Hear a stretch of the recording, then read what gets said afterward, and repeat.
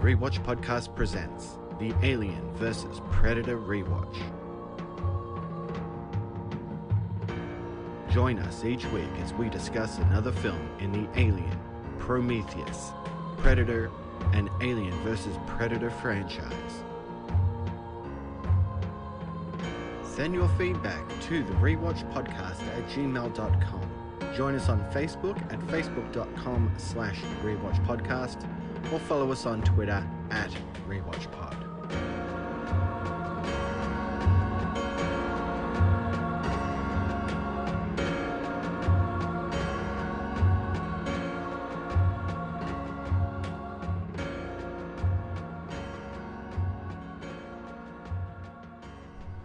Today we're discussing Alien, starring Tom Skerritt, Sigourney Weaver, Veronica Cartwright, Harry Dean Stanton, John Hurt, Ian Holm, and Yaphet Kotto, directed by Ridley Scott. Welcome back to the Rewatch Podcast. I'm Corey, and you still don't understand what you're dealing with, do you? And I'm not going to do any more work until this gets straightened out.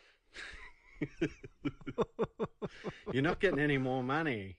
Yeah. Hey, man, we have to discuss the bonus situation. Because we're rolling in the dough here at the Rewatch Podcast. We are rolling in the dough. We're doing it for the money. I know. Hey, nice to talk to you, Corey. Yes, we're back, finally, getting into our Alien and Predator rewatch. Or Alien versus Predator rewatch. Yeah, after our epic Star Trek discussion and Weekend at Bernie's and Naked Gun and Police Academy and all that kind of stuff, we're finally getting back to some stone cold science fiction. I am excited. Let's just say that. Before we get too far, though, Corey, why Alien versus Predator? Is there, we should explain to our audience what we're kind of going to be doing for people that haven't joined us before. So we're actually going to watch every Alien and Predator and Alien vs. Predator films in a row, in the sequence that they were released in. You know, we kind of, came up with this, about halfway through our Police Academy rewatch. We got talking about what we wanted to do next. And Alien and Predator, they've had an interesting history. So we thought that, it's a good length, it's a good solid rewatch for people to come and join us and get into this. It's a good bit of fun to sort of revisit these in the order that they were released, to sort of get that feel for how it all came together. Even though I'm fairly certain that both franchises didn't necessarily try to be together. Like, they weren't partners at all when they first started, but as time kind of went on, they definitely kind of created this symbiotic kind of relationship, didn't they? I guess it relies heavily on the idea that Dark Horse Comics did this. Yeah. They kind of mashed the two together, and this sort of created this mythos that Alien and Predator existed within the same universe. So, as the series went on, it eventually got around to sort of melding the two universes together. For better or for worse, we'll find out. So just for people unaware, we're going to be watching, and we should probably go through the list so people can kind of get prepared. We're going to be watching Alien, then Aliens, and then we're going to be watching Predator, and then Predator 2, and then Alien 3, Alien Resurrection after that, and then Alien vs. Predator. What's after that? So following that would be Alien vs. Predator Requiem, then Predators, then Prometheus. So there's quite a lot of films to kind of get stuck into. So go to the video store, get your VHSs out, fire up the old VHS player, and join us for the rewatch. We're looking forward to it.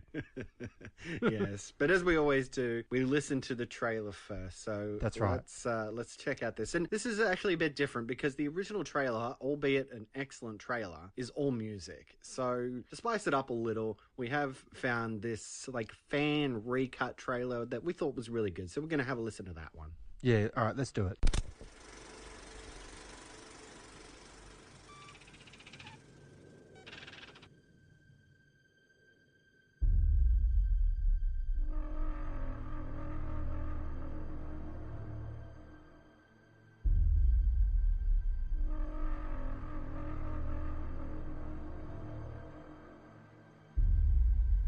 Some of you may have figured out we're not home yet.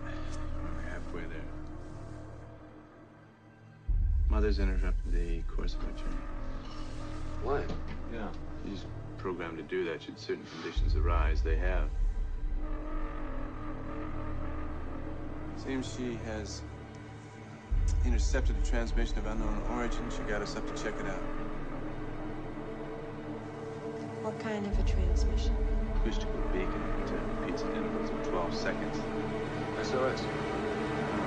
Human. Unknown.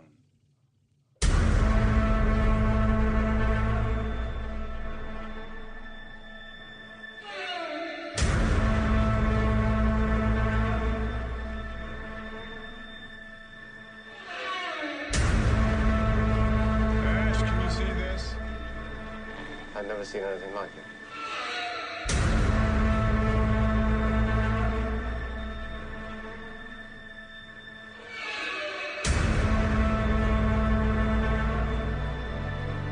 That transmission. Mother's deciphered part of it. It doesn't look like an SOS. What is it then? Well, it looks like a warning.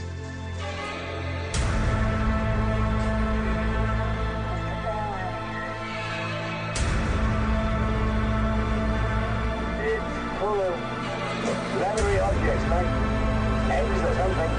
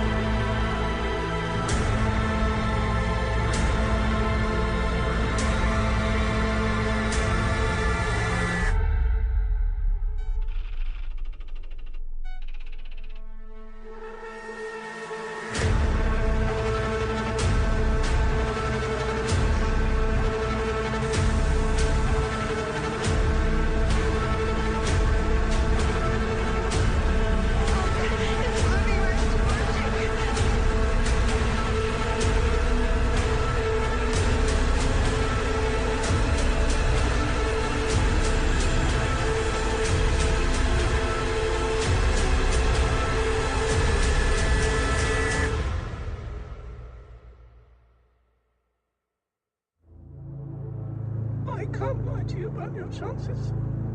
But you have my sympathies.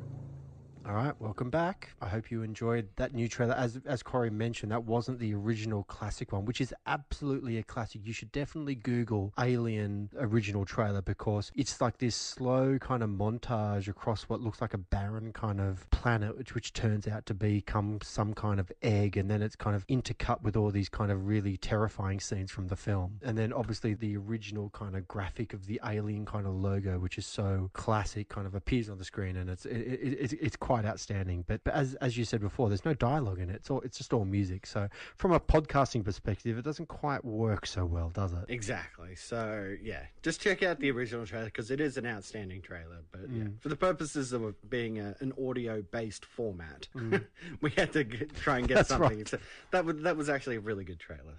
Yeah. That Anyway, fan cut. so trivia. Okay, so this was released on May 25th of 1979 in the United States. It hit the United Kingdom in September on the 6th of 1979. So it probably went globally around the same time, in about September. It has a budget of $9 to $11 million approximate. So I think, on a budget like that, this film is actually pretty stunning. Oh yeah, oh my god. Although I kind of have read some trivia, and we'll kind of get more into it as we kind of go along, but there was talk that this film didn't turn into profit for some time, but I think there is some kind of Hollywood kind of creative accounting that kind of happens occasionally, which I can't quite understand how this film didn't kind of turn a profit for some time, but these days it's absolutely profitable and it made a ton of money. I mean, back then it's kind of hard to find clear box office figures. The information I've got is box office is between $104.9 million to $203 million. But as you say, based on a budget of $9 to $11 million, it's huge, isn't it? Exactly. I'm not sure where they would come from saying that it's not a success. Yeah, I know. Creating like more than tenfold on your original budget. So yeah, and it's had 30 some odd years to become an absolute classic as well. So totally. This had re-releases, this had director's cuts, it's had all that kind of treatment over the years. Oh, definitely. And I think it's fair to say too that this film certainly cemented a lot of people's reputations as well. I mean, Ridley Scott is clearly a very talented director who did Blade Runner and Thelma and Louise and Gladiator and Hannibal and Black Hawk Down, and I mean the list goes on and on and on and on. But Alien is always, I think, when people talk about Ridley Scott's filmography, they always kind of come back to the film that was made in 1979. And he did make a lot of TV before this, but he made one feature in 1977 called The Duelists, which is actually a film that I have never actually seen. Have you seen that film, Corey? No, I've never even heard of it. Yeah. So he only made one feature film before this, and then he actually did Alien in 79, and then he went on to Blade Runner directly after this in 1982. Like, is there any bigger 1-2 punch than Alien and then Blade Runner back to back? I mean, both films are considered all-time stone cold classics. Like, it's just... Without a doubt. I mean, you could probably maybe argue maybe Tarantino with maybe Reservoir Dogs and Pulp Fiction and, like, you know, doing those kind of films back to back, but there are very few directors that are capable of kind of doing that. I mean, I suppose Inarritu did it this year, didn't he, with Birdman and The Revenant. I mean, I'm not necessarily going to say that those films are held in the same category as Alien and Blade Runner. I mean, I think time will tell, like in a decade or two, but you get the point I'm trying to make. It's very difficult to kind of have those classic films like that back to back. It's interesting too that we're not going to see Ridley Scott return to this franchise again until we get to Prometheus at the very end. And of course, he is currently making Alien Covenant. So it's interesting, you know, he really sort of let the franchise go after making the first one, and now later in life has returned to it. So it's going to be interesting, you know, especially when we get into our conversation about Prometheus. And of course, you know, just as we did with Star Trek, we'll probably get into those new films as they get released, you know, starting with Alien Covenant. So I think that's going to make for an interesting conversation as we get into I think one thing that's fair to say about Ridley Scott here, that he knows, you know, like where the money is and kind of what the history of it is, and you know, he's very intuitive. He knows kind of what to do. So yeah, it was exciting, Prometheus. I mean, that's the discussion that we'll have in several films' time or whatever it might be. But yeah, it's kind of interesting that it's kind of gone back. Okay, getting into some other trivia here. So reports say that, and this comes from Yaphet Kotto actually, he was actually told by Ridley Scott that he should actually annoy Sigourney Weaver as much as he could, you know, when they weren't on camera, just to sort of build up a tension between the two of them, which, you know, would of course translate to being on screen. And apparently Yaphet Kotto, he actually regretted doing that because he actually really likes Sigourney Weaver. Yeah, I know, that's right. I actually think he's really wonderful in this film, but I think, to be fair, the casting of this thing is just immaculate. I think every role, I mean, I was actually going to make a bit of a joke at the start of the show when you said Alien starring Tom Skerritt, Sigourney Weaver, Veronica Cartwright, Harry Dean Stanton, John Hurt, Ian Holm and Yaphet Kotto, because that is literally the only people in this film. Although in saying that, though, we didn't quite mention the alien himself, who is played by Balaji Badeo, his name is. He is a Nigerian man, and he actually died in 1992. I'm not too sure if he actually went on to play the alien again in the subsequent films, but in 1979, he played it for Ridley Scott, and he was 6'10", this guy, and he suffered through all the crazy makeup that they would have had to do. And if you Google Alien on set 1979, you actually see some behind the scenes pictures of him kind of in the makeup, and it's pretty amazing actually. Yeah, that's the one thing I really love about this film, is that it's all very practical. The things with the set that they're on, it's all, you know, very tight, very confined. Everybody who's in it, like you said, and we pretty much listed everybody who's in the film, all very natural, you know. It's just like a group of people who hang out, and they got their job to do, and they just have natural conversations, and their reactions to everything they all make sense all the time. So we'll get into it more as we get into the discussion of the film. Oh, definitely. Yeah, the cast in this film is fantastic, and it's fantastic. When it's such a tight cast, I guess it's easy for them to sort of portray that ease with each other. It also kind of makes it easy as well when you look at these actors who, don't get me wrong, like all these guys are kind of relatively young, but they're all really well-known faces.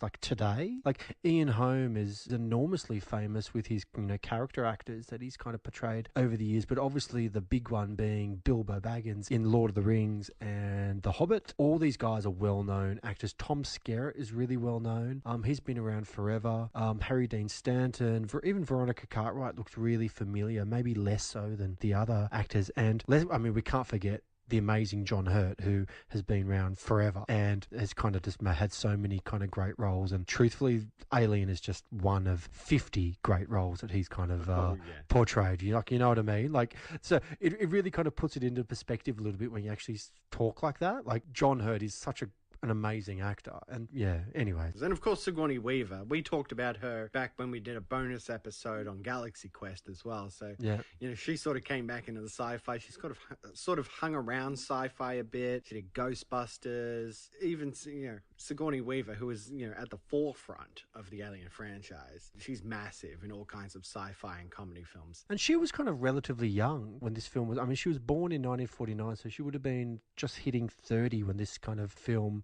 came out. But before Alien in 79, she only did a couple of TV series in 1970. She was in Annie Hall, apparently. And then she did another TV show, then a movie called Mad Men, and then on to Alien in 79. So, and she only kind of went from there. And she really owns this role of Ripley, doesn't she? Yeah, without a doubt. Harrison Ford actually turned down the role of Captain Dallas. I mean, he was obviously far too busy being Indiana Jones and Han Solo during this period, so I'm not really surprised he turned that down, yeah? Yeah, exactly. I think coming off Star Wars in the role of Han Solo, I think he would have been hesitant to do any kind of sci-fi franchise. I'm kind of glad he didn't. I mean, he would have been fine in the role. He would have been great, actually. But I really like Tom Skerritt in this film. I think he's wonderful as Captain Dallas. He owns that role. And when I watch this film, I can't imagine anyone else being him. So it's kind of weird for me to kind of read Harrison Ford turn down that role, because I can't really imagine anyone else other than Tom Skerritt being it. So yeah, interesting. And of course, the alien creature itself is a creation of H.R. Geiger, a very well-known artist, very gothic in his style. So he came up with the creature. I guess they come to call the xenomorph. I'm not sure they call it the xenomorph in this one, but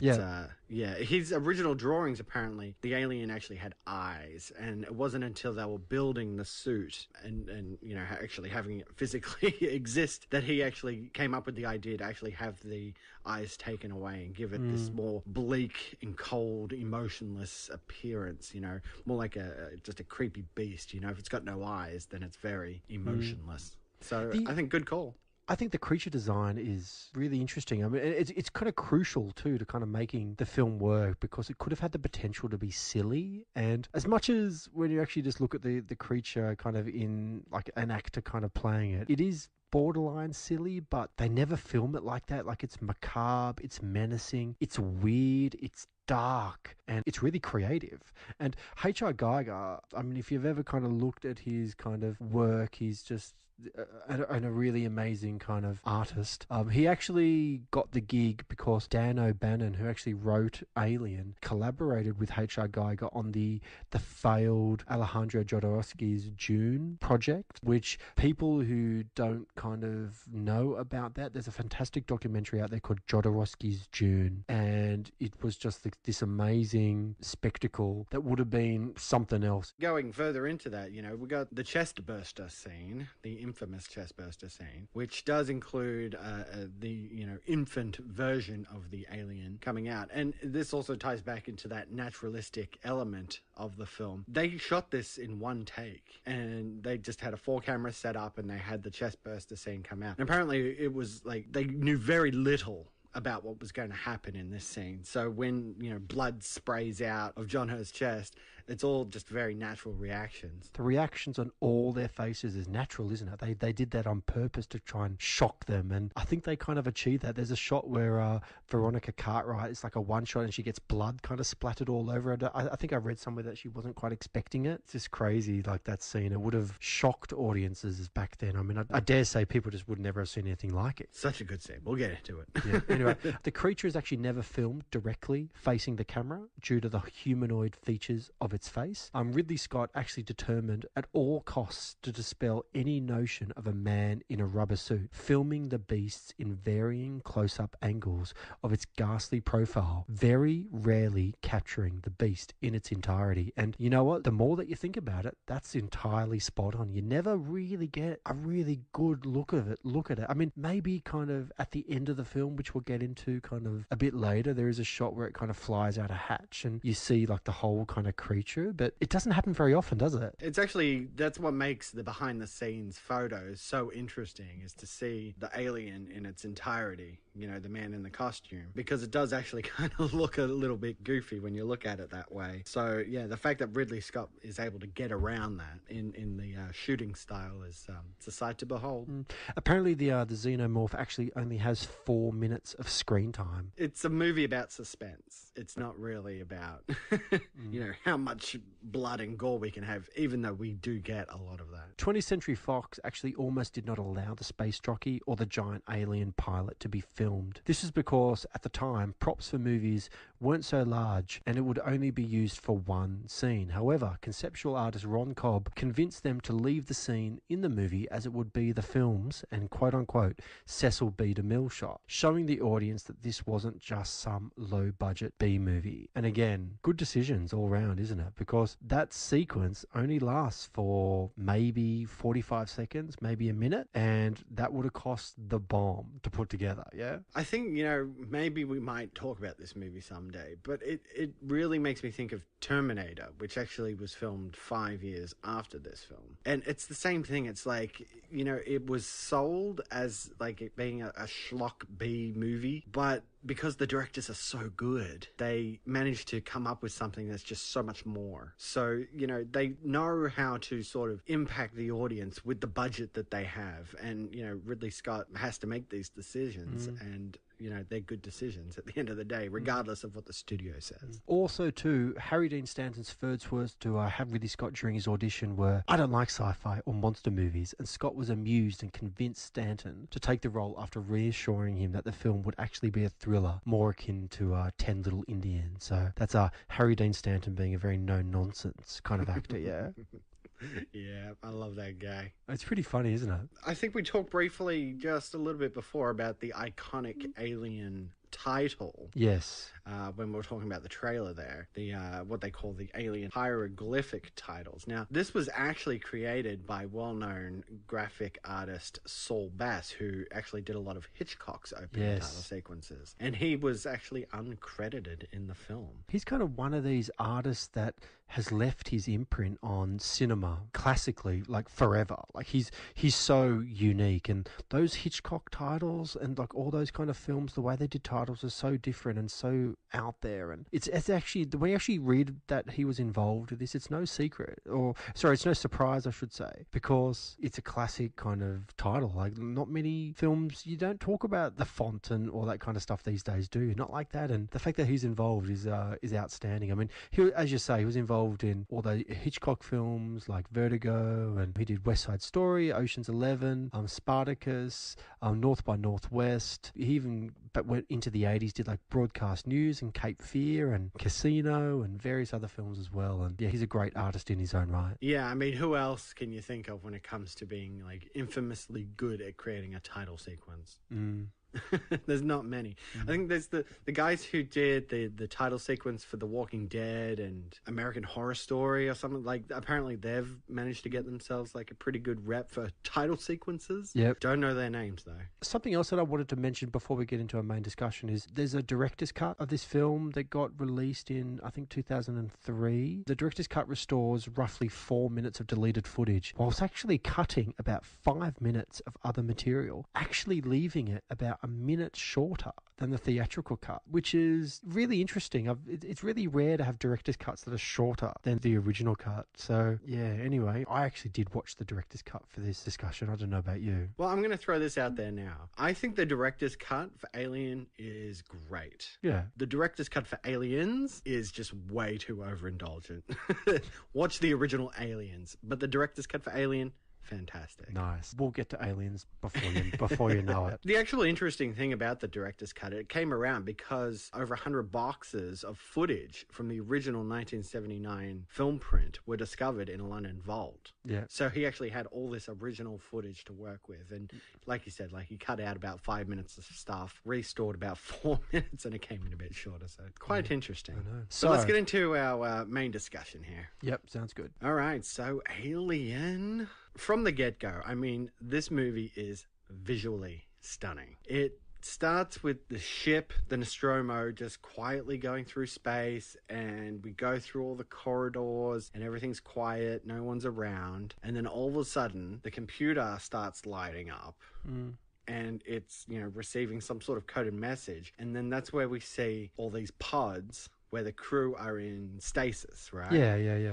And they just quietly all wake up and come out of their hibernation sleep, So immediately you kind of get a feel for what's going on here. A long-haul space mission, so long that the crew is put in cryostasis, And it just slowly plays out. Keep in mind it's beautifully lit as well. Like when they're all kind of in that sleeping kind of chambers, and it opens up, the lights kind of turn on, and it goes from this dark kind of cold kind of environment to this beautifully warm kind of rich thing. And I think the first one to get up is John Hurt. He's the one who kind of looks up and kind of croaks all his bones, and then they all kind of get up, and next thing you know, they're eating kind of what appears to be breakfast or something, together, aren't they? Yeah, exactly. Before we get to them waking up, it actually opened the very first shot is, and it kind of sets the stage because it tells you who the ship is and what kind of ship it is and the kind of mission that they're kind of doing. And I really like how it doesn't muck around, this film, does it? It gives you this genuine kind of sense of cold, interesting, realistic kind of reality. And yeah, we'll get more to it kind of as we kind of go along. We're slowly just introduced through natural conversation.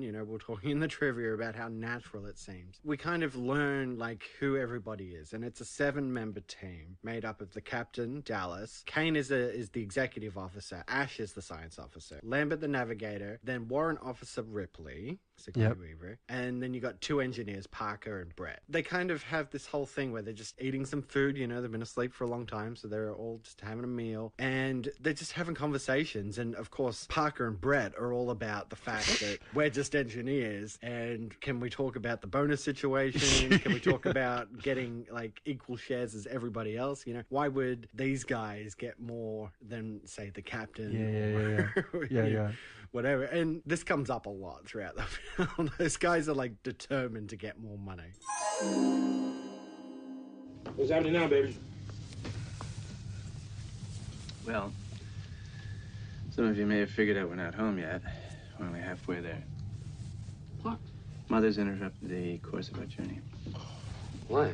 Yeah. She's programmed to do that should certain conditions arise. They have. Like what? Seems she has intercepted a transmission of unknown origin. She got us up to check it out. A transmission? Out here? Yeah. What kind of a transmission? Acoustical beacon. It repeats at intervals of 12 seconds. SOS?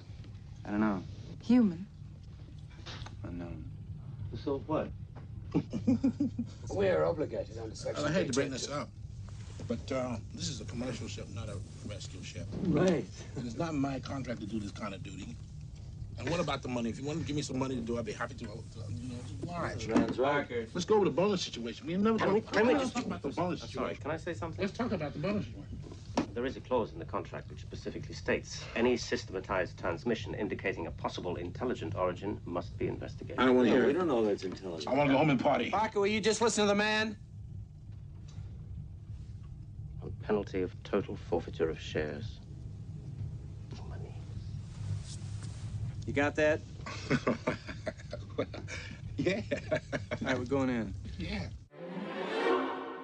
I do think it is a bit odd that there's a seven-member crew for this ginormous ship. It's not the Millennium Falcon out of Star Wars. It's this industrial shipping into space kind of container that is ginormous, isn't it? And there's only 7 people that take care of it. Well, I figured that the majority of the ship is the container. But that is true, yes. The hull that they're bringing back. The actual ship itself is probably way smaller. And they never Not to mention that, it has been on autopilot for a majority of its trip. They all go to sleep and the ship just flies itself to where it needs to be. Yeah, and when they wake up, they don't really realise why they've woken up, and it's only after Captain Dallas goes to investigate via the ship's computer, which they keep calling Mother, M-U-T-H-R, that he actually finds out that a distress beacon has been attained by Mother, and there's, as you said before, there's protocol within the ship that if they discover a distress beacon, they stop everything, wake everyone up, and they automatically go and investigate whatever's kind of happening, which is much much to pretty much everyone's chagrin. Although you kind of have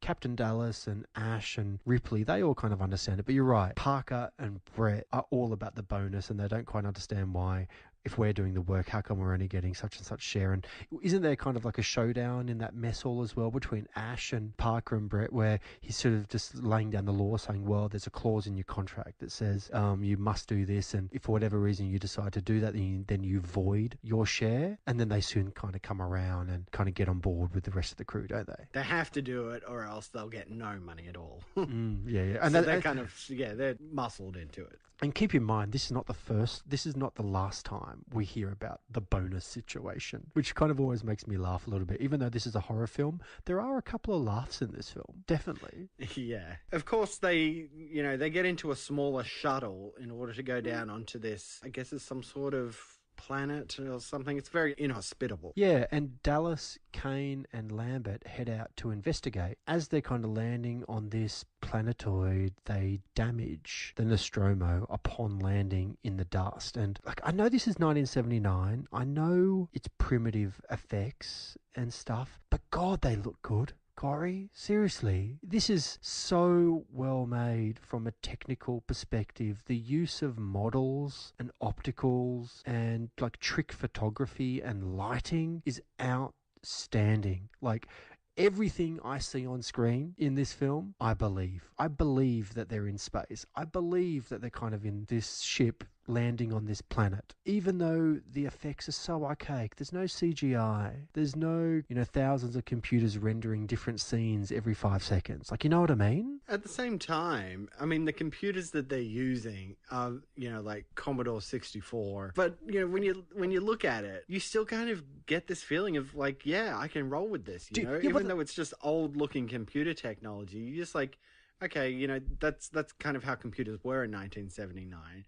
It's a bit unbelievable that we wouldn't grow beyond those. Indeed, we have. We're here in 2016, and computers are very, very different to the way they were in 79. But you can look past that because just everything just looks so outstanding. Well, as I've always said, man, all you have to do is accept it. If you accept it, you've achieved the film's goal, and you can move ahead with the story arc that's being presented to you. If you accept what's happening on the screen, you can just watch it and just kind of get sucked into it, and this film does it. Even though I hear you, man, all those kind of archaic kind of computer screens, but you know what, man, I never ever questioned that wasn't happening on the screen in that ship at that particular time. I bought it and accepted it. I think that's the power of really skilled technicians, from filmmakers and people behind the scenes. They really knew what they're doing. I can't overstate it enough how hard it is to kind of do practical effects and actually pass it off and have you believe it. If this was a modern film and they had to go and land on a planet with CGI, they would just have a ship fly on in from the atmosphere and then land on the ground. This one is all about,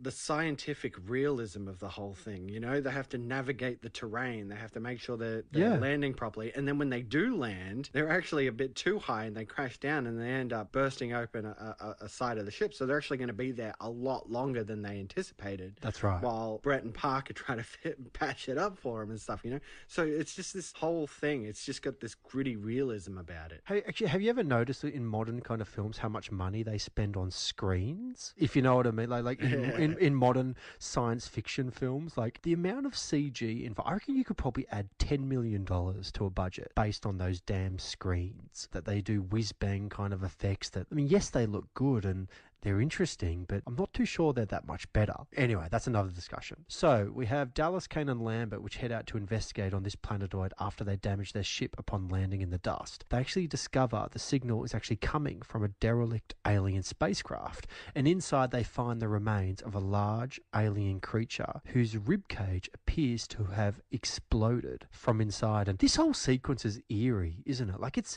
tense and you don't quite know exactly what's happening. It's all a bit kind of strange and it's very atmospheric, isn't it? Yeah, and they don't spend too much time dwelling on it either, to the point where I didn't even think of this until Prometheus came back around.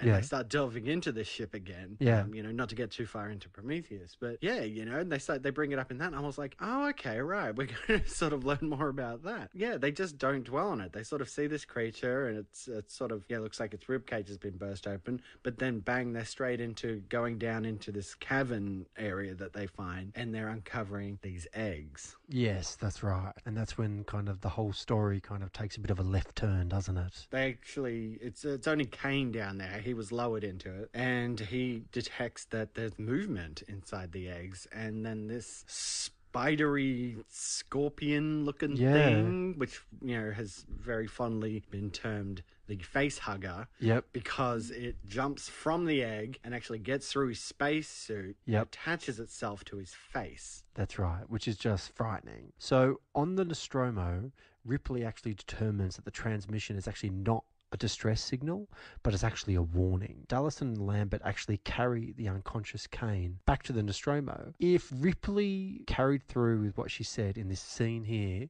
we don't have Alien 2, 3, or Prometheus or any of the other films, because she initiates the protocol to Dallas, who's directly outside the ship, and Dallas and Kane and Lambert are sort of desperately trying to get back in the ship, and Ripley's sort of saying, well, hang on a second, what's actually exactly happened? And Dallas says, well, an alien organism has attacked Kane, we need to get him to the medical bay straight away. And actually Ripley stands her ground and actually sort of says, well, you know better than anyone, there's actually quarantine procedures that we need to activate.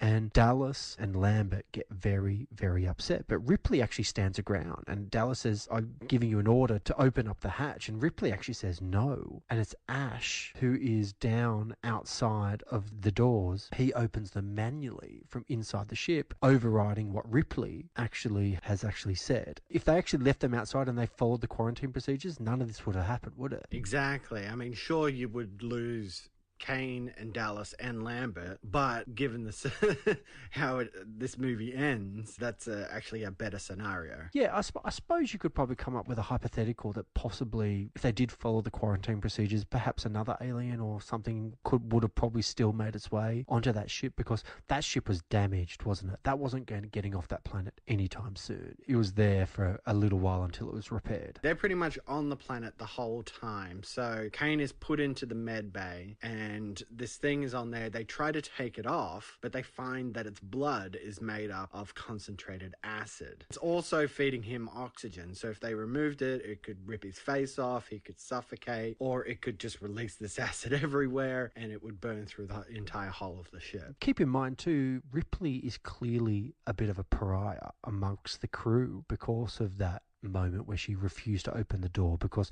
there's a few scenes in the director's cut where the crew kind of show their frustration towards Ripley and almost get into a fight with her, don't they? Yeah, they do. They pretty much, call her a bitch. How dare you try to lock us out there? You could have killed us and stuff like that. And she's just saying, look, I'm following the rule books here. Yeah. And then she has this great scene with Ash where she sort of confronts him about the whole thing. And he says, I don't remember you saying they couldn't come in, or it's a load of shit. It sort of devolves into I didn't break the rules, but I did break the rules, and it's very tense between the two of them, because she knows that everybody kind of looks at her like, shit, you tried to kill us, but she knows she was doing the right thing. Yeah, she makes it clear to Ash as well. She says when Dallas is off the ship, I'm the commanding officer, I'm the one in charge. You know what I mean? It doesn't matter what he's saying, because he's outside at the moment. So it's my choice to either let him back in or not. Yeah. So we have the crew, which is actually unable to remove the creature from Kane's face. And I just want to mention too, I know we've talked about design on the creature and various other kind of things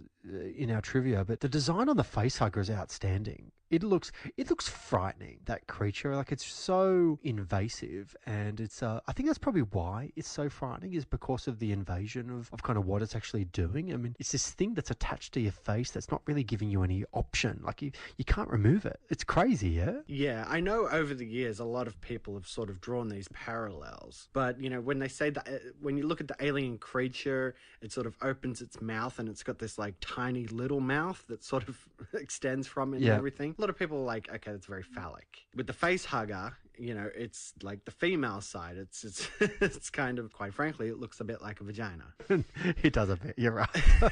But the vagina itself has a penis that goes down your throat. So, like, you know, a lot of people draw these parallels. I can see it. I get where they're coming from. Yeah. But, the look of it is really great. And it just looks so organic, you know. When they do the close-ups on it, it's like you can see the sweat on Kane's skin. And then as they try to sort of cut into it, you know, when it sprays out its acid blood, they have this quick shot of it tightening the tail around his neck as well, you know. So it feels like it's alive. Well, that's what I was going to say. It feels like it's alive. They do a really good job making you feel that thing on Kane's face is real. Even though it's a movie and it's fantasy, we know it's not real. You believe it is. And it's this alien creature. It's great. It's not a $100 million special effect that they spent years getting right. It's something that was designed, you know, behind the scenes by a team of very good at their jobs technicians that really know what they're doing. And yeah, I know I'm kind of being a bit hyperbolic about it. Like, it's just, I love how this film is made. It's so practical. It's great. I know. And we can say that all day long. Practical beats CGI most days of the week. People just don't do it enough these days. But you're right. At the end of the day, it's a puppet. Yeah.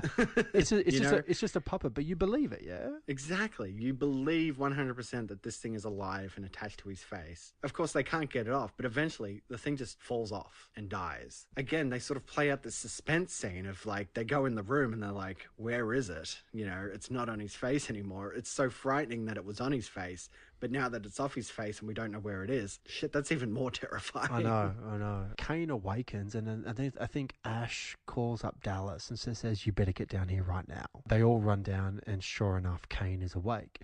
And he seems fine, doesn't he? Like, nothing wrong at all. They're just shooting the breeze about this terrible thing that's kind of happened. And, you know, we're glad it's all over. And they're sitting around like a table having a final meal before re-entering stasis, before they get back into the long haul back to Earth. And yeah, again, they're just having a very normal discussion. And then it all happens, doesn't it? Kane kind of goes into this, how would you explain it? Like, he fits almost? Yeah, exactly. Like, at first they think he's choking on something because they're eating some food, but yeah, then he sort of goes into like a seizure, I guess, and they think he's going to, you know, they're trying to, you know, jam a spoon in his mouth so he doesn't, you know, he needs something to bite down on, and they can't do it, and they're trying to restrain him, and then the next thing, his whole chest just explodes, blood spraying over everybody, and then this creature crawls out. I think it was Parker was ready to go and like stab it, and of course Ash stops him. Yeah.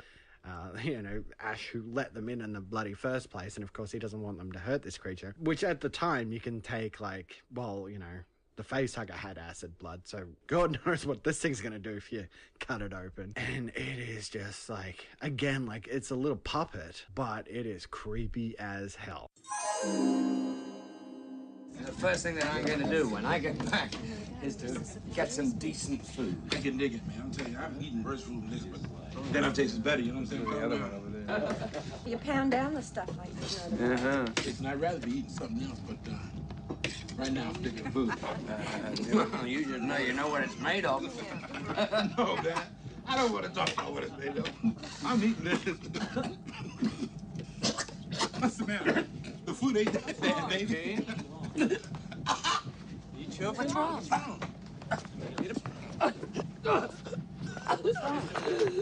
What? Hey, what's this?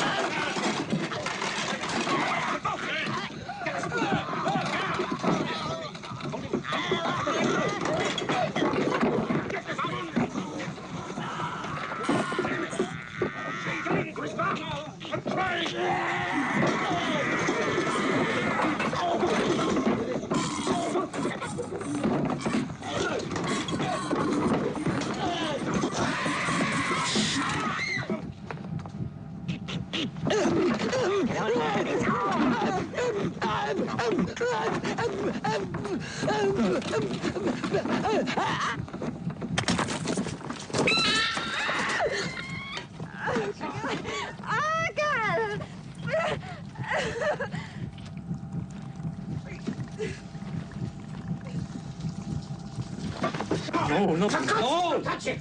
Don't touch it!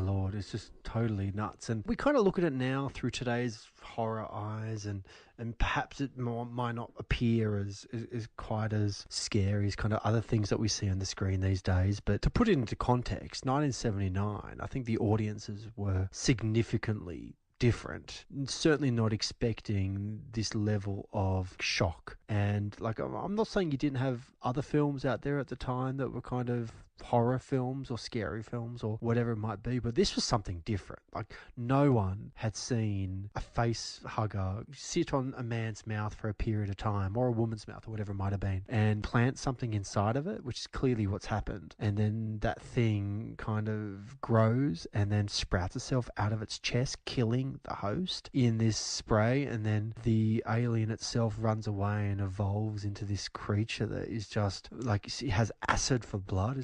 It's the stuff out of nightmares. It really is. It's full on, like when you actually really think about what this creature does and how it kind of is created. And the fact that they were kind of able to visualize it in a realistic manner, it really speaks a lot to Ridley Scott and his crew of actually making us believe this is happening on screen. The great thing too is that, it runs off. So obviously they're going to go and catch it. And they arm themselves with this like cattle prod and some nets and a motion tracker. Yep. So they've got all this stuff, and they're thinking, okay, we're just going to go out and get this little creature that's run off, not knowing that the thing has evolved very rapidly into this giant alien. Yeah, and they're really concerned too about using conventional weapons on the alien itself because of the corrosive blood, like breaching the ship's hull, as a very real kind of risk. Again, something that these people have never kind of faced. So they've had to think outside the box a little bit. And as you say, they've come up with motion trackers and nets and prods and flamethrowers and various kind of other things. And that's essentially kind of how they go and like attack the alien, which is somewhat problematic, but that's okay. And then they throw in like a classic horror movie trope, which I think they still managed to pull off, but it's that there is a cat on the ship called Jones. And it's that whole thing of like, you think like they hear something and they're sort of walking up there and then the cat jumps out. Yeah. And it cracks me up to this day that, that this film can still pull off that old trope, even though it's set on a ship in outer space.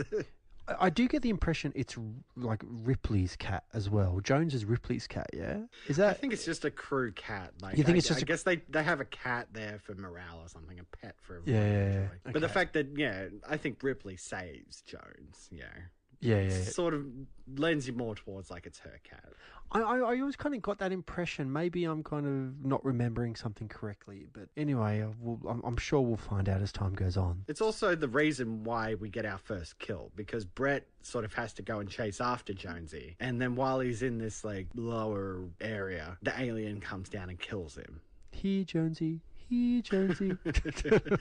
And I think this was a director's cut thing, but there is a shot where it sort of pans upwards and you see all these chains swaying backwards and forwards. Yeah. And you hear the clinking.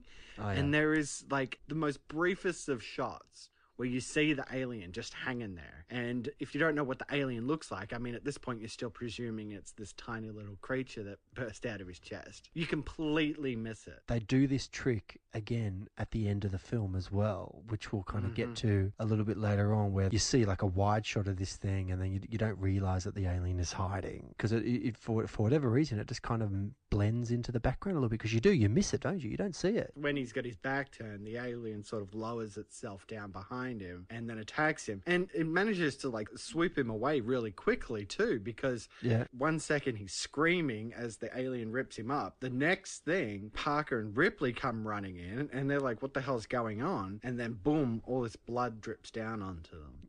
So this thing is ferocious and attacks with absolute precision. It's the first time that they kind of realize, I mean, they knew they were kind of up against something nasty. Like, I mean, obviously the whole chest burster thing, they knew something, but they didn't really understand the capabilities of what this thing is. Because, I mean, the last time they saw it, it was just this little creature that jumped out of John Hurt's chest and ran away. And now it's like this fully grown alien thing. Now, not that I really want to get too far into like plot holes or problems that I had with the film, but that is something that I was always kind of curious about with this film, like how this thing grew so quickly. Like, it's this little creature 1 minute and then the next minute it's like this, it's quite big. It's not like a slightly bigger. It's huge. Well, I put it down to it's an alien. Who knows how it grows? Well, that's true. Yeah. That's exactly, and that's all I kind of think. It's like, well, it's just, it is what it is. You just accept it. But it does grow very quickly. Wouldn't you agree? Yeah, I mean, it can't have been more than an hour, 2 hours maybe. Yeah. After looking around for a bit. Yeah, you kind of get the impression it all happens maybe a day or two later, maybe. But you don't really get that impression, do you? I was taking it as in within a couple of hours it was fully grown. So after this happens to Harry Dean Stanton's character Brett, who is the first kill, we then kind of descend into like a steady kind of stream of kills. Is that fair to say? Because they rethink their plan. They can't just catch it with a net. They want to shoot it out of the airlock, but it's going through the ventilation system. So, you're taking what is a confined set of this ship and confining it even further, and Dallas is going to go down into these vents, and as he sort of goes through each section, they're sort of closing it off, so it's to sort of like corner the alien in a way. And again, like, they just play it out so slowly. It's got, he's got this motion sensor with him as well, so you got this beeping juxtaposed backwards and forwards of like him not being able to see it, the sensor saying that it's there, and it's just so well edited. This scene deserves every editing award ever. I mean, if you want a lesson in how to edit a film suspensefully, this scene down in the vents is it. As it gets closer and they're cutting back to Ripley, trying to talk to him, trying to tell him where it is, and then the next thing, bang, it jumps out at him, and they just cut away from it, and Dallas is gone. That's it. That's the end for Tom Skerritt in this movie. It's a shame too, man, because again, like I mentioned before that I really liked Tom Skerritt's character. I kind of wish he stuck around for a bit longer, because I thought he was strong. I felt like he was clearly like the leader of the group, and you could tell that he was kind of had everyone's best interest in heart. So it's a bit of a shock that they kind of got rid of him at that point in the movie, isn't it? Yeah, well, and not to mention that he's the captain. He's also a very rough, gruff-looking, strong man as well, so all bets are off at this point. Yeah. And, of course, Lambert is going to shit, You got Lambert and Ripley, and then you got Ash and Parker. So, the men are fine. Ripley's holding her own because she is a strong woman, but then you got Lambert, who's playing the cliched woman who has just lost her shit, and she's freaking out, and you just know she's gonna bite it. Apparently the whole Ripley character was never meant to be a woman. Apparently when the script was handed in to the studios at Fox, there was a note on the front page that sort of said that everything was written for characters as a man, but if for whatever reason you wanted to kind of change these characters into women, you could. And that was fine. So for whatever reason, they decided Ripley was the one. She was the last person to be cast for this film, for the crew. Sigourney Weaver. Ridley Scott just loved her. Like, she's so strong. The way she's not a typical kind of female kind of character at all, is she? She's a great figure, actually. I really respect the way she kind of goes about doing things in this film, and it's an interesting character. She's the John McClane of female kind of action heroes, in my opinion. Yeah, I get what you're saying, and it's great too, because with Dallas gone, then she's back in the captain position again, just as she was when Dallas was off the ship. Yeah. And she's gonna go and get answers directly from Mother, and she finds out the worst thing she could find out was that the company was completely aware that they would come across this signal and have to go and investigate, and she confronts Ash about it, who abruptly tries to kill her. I know, in a really weird way. He puts a magazine on her mouth, I guess trying to suffocate her. I don't know. It's a very bizarre way to try and kill someone. It's very strange. Yeah, but Parker comes in too, and he sort of discovers Ash trying to do this, and they fight him, and it turns out he's a robot, and they have to really take him down. It takes a lot to get Ash down, and they have to take his head off and everything, but then the torso's still coming at them, and man, it's a fight sequence that is crazy. Yeah, but they actually reanimate Ash's head after they kill him, and Ripley actually interrogates him. They actually learn that he was assigned to the Nostromo to convince the crew to capture the creature and return it for analysis, even at the expense of the crew itself. Ash actually taunts them about their chances of survival against the perfect organism, and Parker then turns a flamethrower on Ash. So it's all kind of happening. Like you actually learn a lot about the story during that period, don't you? Yeah, you do. I do have to call out, though, one of the worst things I've ever seen in a movie is where she's trying to reanimate Ash, and there is just the most obvious cut in the world between a little plastic head and... Oh my God. Yeah, you're right. And now that I think about it. And what's his name? Ian Holm. Ian Holm, actually being there with his head poked up through the table. Worst cut in the world. I know. It still annoys me to this day. But yeah, it is great, of him sort of laying out how it is, all other orders rescinded. It doesn't matter. Your safety isn't what's important. What's important is getting this alien and bringing it back to the company, more than likely for their weapons division. All I can think of is they must have wanted the alien for the weapons division. He's been protecting it right along. Parker, will you plug it in? I don't know why. Because he may know how to kill it.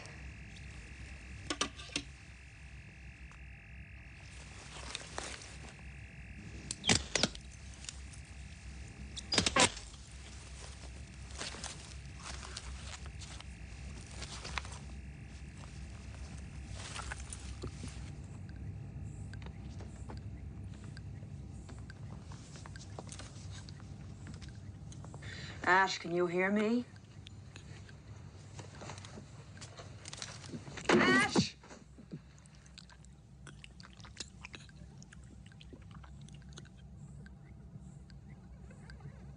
Yes, I can hear you.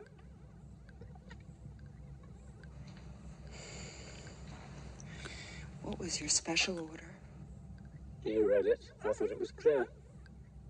What was it? Bring back life form. Priority 1. All other priorities rescinded. In a damn company. What about our lives, you son of a bitch? I repeat, all other priorities are rescinded. How do we kill it, Ash? There's got to be a way of killing it. How? How do we do it? You can't. That's bullshit. You still don't understand what you're dealing with, do you? Perfect organism. Its structural perfection is matched only by its hostility. You admire it. I admire its purity. A survivor. Unclouded by conscience, remorse, or delusions of morality. Look, I've heard enough of this, and I'm asking you to pull the plug. Last word. What? I can't lie to you about your chances, but you have my sympathies. Oh, that's right. So we have Ripley, Lambert, and Parker actually agree to set the Nostromo to self-destruct and to escape in the shuttle. However, Parker and Lambert are ambushed and killed by the alien whilst gathering life support supplies. So that's pretty much everyone gone except our hero, Ripley. Ripley actually initiates the self-destruct sequence and heads for the shuttle with Jones, but the alien actually blocks her path. She then retreats and unsuccessfully attempts to abort the self-destruct sequence, then returning to retrieve Jones, the cat. Finding the alien gone, she narrowly escapes in the shuttle as the Nostromo explodes. That is such a great sequence, though. Setting the self-destruct, trying to turn it off, but she's just 2 seconds too late to turn it off as well. And when she starts freaking out on Mother too, just Mother, I've turned it off.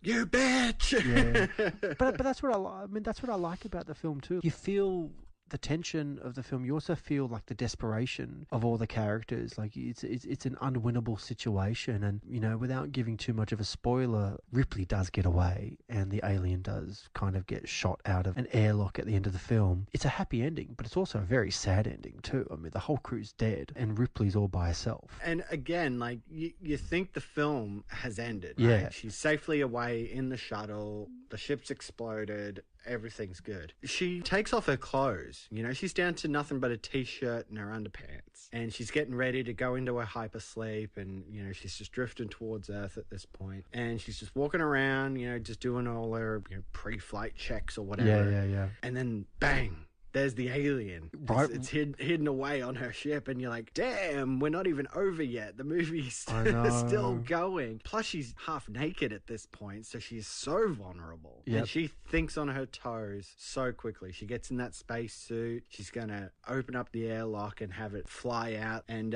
while she's sitting there, and she's waiting for the alien to get closer to her, and she can only see just outside of the helmet, you know, just to the very moment when it's right there, and then bang, she can open up that airlock and then shoot it with the harpoon. This film is just full of surprises to make you think that the film is over, and then give you this tense scene, another tense scene on top of how tense the whole movie's been. It's so genius. It is crazy, isn't it? So you're right. Like, she actually propels the alien into space with a grappling hook, but the gun actually catches in the closing door, tethering the alien to the shuttle. Ripley actually activates the engines, blasting the alien into space. And after recording the ship's final log entry, she then places herself and Jones into stasis for the voyage home. And roll credits. That's the end of our film, isn't it? Such a great film. Yeah. So suspenseful the whole time. Oh, definitely. And just an amazing piece of cinema. I personally think it is. So, ratings, recommend? Oh, I think it's clear from both of our discussions. I think we're both going to recommend this, and it's definitely got 10 Joneses out of 10 for me. I love it. I think this is a masterpiece of modern cinema of the last 50 years. I mean, if you're going to put a list of 20 must-see films that you cannot miss, this is one of them. It's tense, it's suspenseful, it's well made, it's technically amazing. The set design is stunning, the editing's crazy. Ridley Scott, you know, hits it out of the park. Sigourney Weaver confirms herself as a bona fide movie star, action hero. And the alien itself imprints itself onto the cultural fabric of Hollywood and movies in general as being this significant kind of moment in film history. It scared the hell out of audiences in 1979. And I've seen this film 20 times, Corey, and every time I get sucked in, every time I feel the tension, I buy it. It's amazing. So, I cannot recommend Alien enough. And truthfully, I can't wait to get to the sequel, Aliens. Yeah, and ditto on my side. I mean, there's not much more I can say. It's just an absolutely amazing film. Everybody comes to play here. The director, the cast, the set design, just everything is spectacular. Cannot recommend this more. And I'm right there with you. I mean, I got a short list of films that I would give a 10 out of 10, and Alien is without a doubt on that list. I'm giving this 10 face huggers out of 10. Yeah. No, cannot agree more, my friend. So what are we going to be watching next week? The next one in sequential order is Aliens in 1986. Exactly. A new director, bit of a different direction, but we'll get into that next week. So that's it for this episode of the Rewatch Podcast. Keep up with listener interaction by joining our Facebook page at facebook.com/Rewatch Podcast, or follow the show on Twitter at RewatchPod, and visit our webpage rewatchpodcast.podomatic.com. And I have been saying this on our other Rewatch Podcast episodes, but it seems more than likely we're going to be moving away from Podomatic. It's more to do with just the capacity that Podomatic can hold. There's other services out there that can sort of meet our requirements. The more episodes you put out, the more storage you need. So we're probably going to be moving away from Podomatic. So sort of keep your eyes open for that. But for now, yeah, the web page is there, but that'll probably become inactive soon enough. But remember, you can always write us an email or record a voice message. Send it over to the rewatchpodcast@gmail.com. And also, if you've enjoyed the show, please consider giving us a rate and review on iTunes. It helps with search results and all that kind of stuff. And of course, you can help support us here at the Rewatch Podcast by heading over to patreon.com/rewatchpodcast, and you can make a monthly contribution as little as $1 per month. I mean, it's just a tiny little amount, and it sort of helps us keep the lights on around here. And of course, we're up on YouTube as well. Our entire back catalogue is there. Thanks mostly in part to you, Nathan. You kind of Thank you. It's all right. Bear the brunt of our YouTube channel there and getting all those episodes up. So search Rewatch Podcast on YouTube and subscribe today. All right. Well, thank you for joining me for this discussion. We're only at the beginning. We've still got a fair few movies to get through, Nathan. Oh, that's okay. I'm looking forward to it. Well, I will just say until next time, this is Cory, last survivor of the Nostromo, signing off. And before we duck, I think we ought to discuss the bonus situation. The Rewatch Podcast is not associated with the copyright holders of these films, and no copyright infringement is intended. The use of any and all copyrighted material is only for parody, news analysis, critique, or educational purposes as provided in Title 17, aka Fair Use. Music provided by Kevin McCloud at incompetech.com. Copyright 2016, The Rewatch Podcast.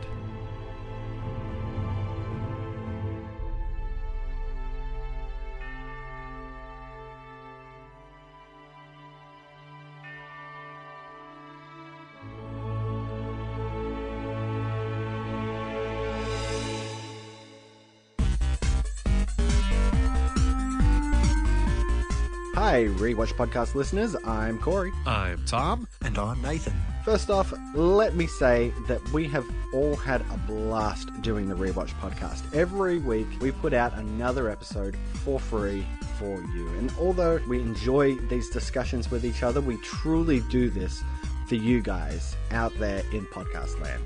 That's right, Corey. But we are here today to tell you about Patreon. Every week, there are costs involved in podcasting about film and television, including hosting and bandwidth charges, our own personal internet usage, and film or show rentals and purchases. So, we're asking you to become a Patreon supporter. If you can afford as little as $1 to throw our way per month, it would really help us keep the lights on. And if you want to send $100 our way every month, we wouldn't turn that down either. But it's your choice, and we appreciate the support you bring. As always, we strive to bring you the best quality shows we can create, and we hope that you enjoy them. So head on over to patreon.com/rewatchpodcast to become one of our patrons and show your support for the Rewatch Podcast. And if we get enough patrons, we may even be able to produce exclusive content just for the supporters in the form of simply getting episodes before the main feed release, or even bonus film discussion episodes as a thank you for your support. The website again is patreon.com/rewatchpodcast. Thanks, everyone.